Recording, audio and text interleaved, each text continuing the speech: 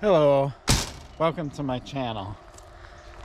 Today I am super excited, and probably the most excited I've been in a while, ever since I purchased my property.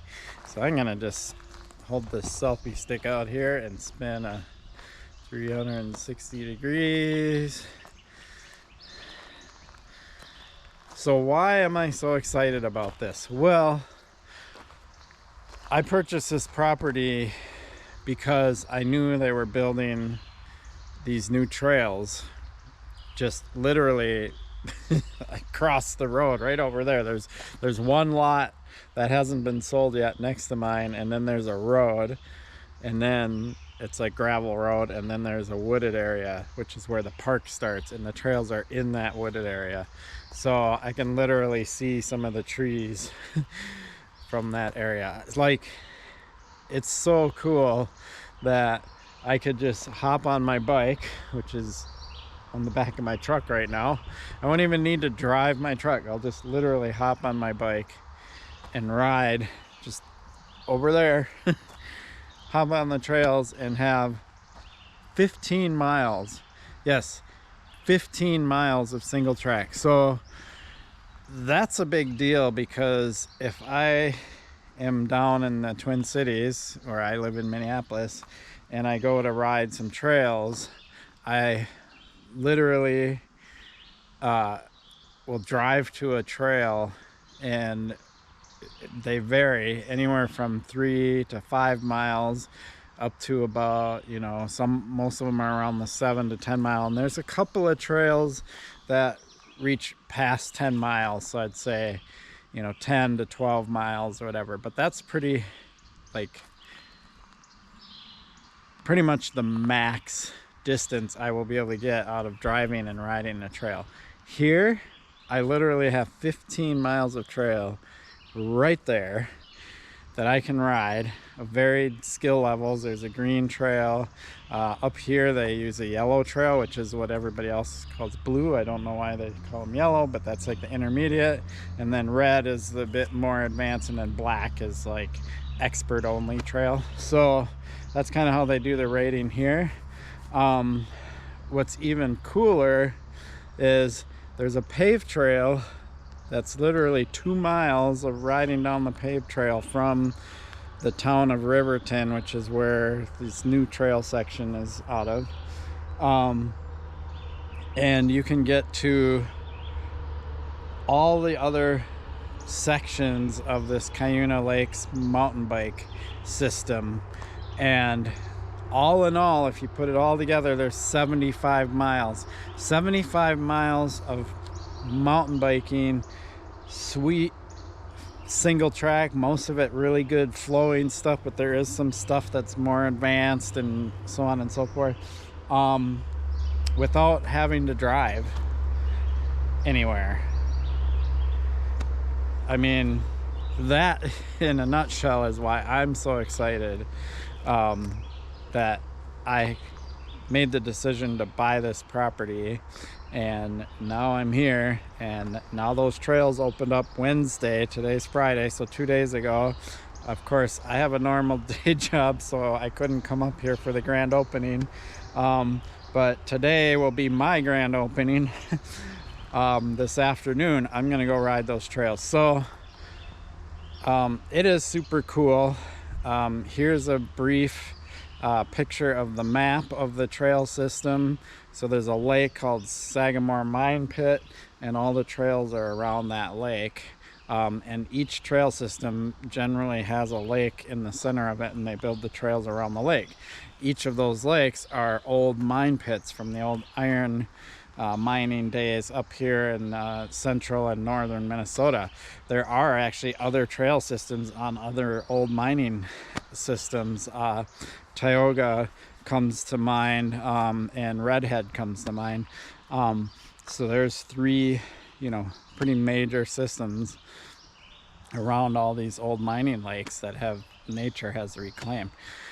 So this video is just my intro video to this weekend, and I'm going to be releasing a series of videos about this trail system and about all of this stuff. So I'm gonna do a review of the trails.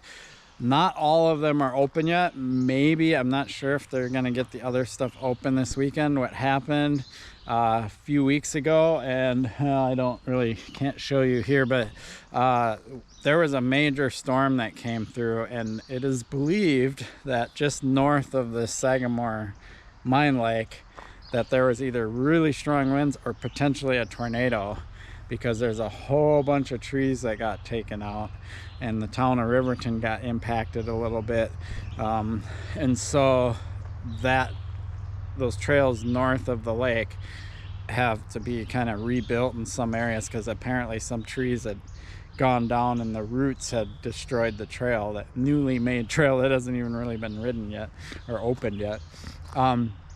So I don't know what the status of those trails are. So there's a red loop, which is a more advanced loop, and a whole bunch of yellow loop. But the trails I can ride are the new green loop. There's about 7.5 miles in that green loop. The special thing about it is they are adaptive trails, meaning that people that can't use their legs, mainly veterans and stuff like that, can use hand trikes, bikes, four-wheelers, three-wheelers, whatever it is that they prefer to ride on that trail, because it's wide enough. So it might seem to someone like me like, well, this is a pretty simple, but I've ridden it in the winter. It's pretty fun. They groomed it, and so we'll see. It's what I really like about it is it's allowing people that can't normally get out on bikes to be able to use the trail and get out into nature.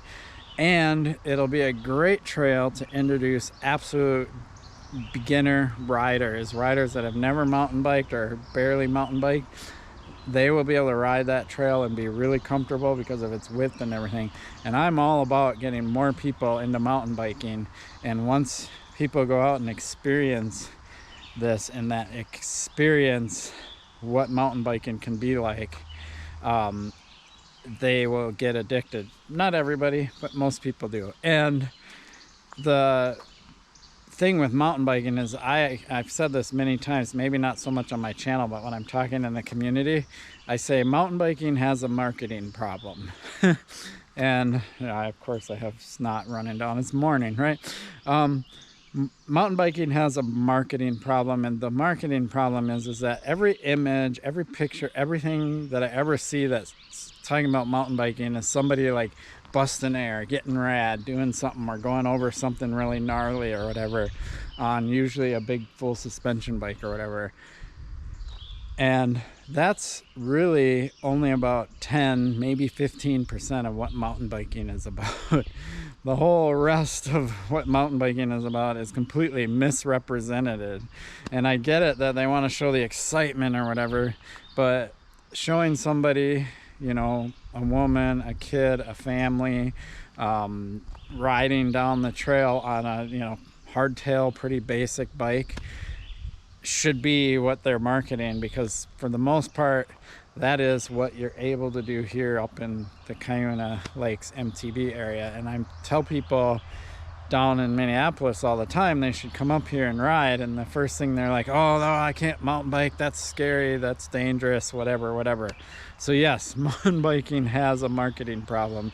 So I'm gonna be out to change that. I am all for the rad, I'm all for the jumps, I'm all for the technical hard stuff, but that caters to a very small slice of what is mountain biking. That isn't the definition of mountain biking. The definition of mountain biking is riding a off-road capable bike on a trail, preferably single track, or even if it's a little wider than single track, right?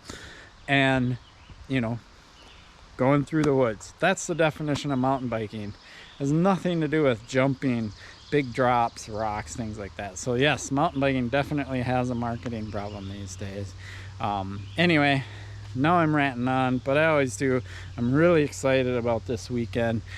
This is the first video in a series. I've already said that, but I'm repeating it just so you know. And I'm gonna have other videos. I'll try to keep them somewhat short, but we'll see. This is this is it. This is like the completion of this entire system, and I'm glad I'm right here. I have property here. I'm gonna get to enjoy it, and yeah, super stoked. Have I said I'm stoked yet? I think I have. Anyway, I appreciate your support for my channel. Please like and subscribe. Peace.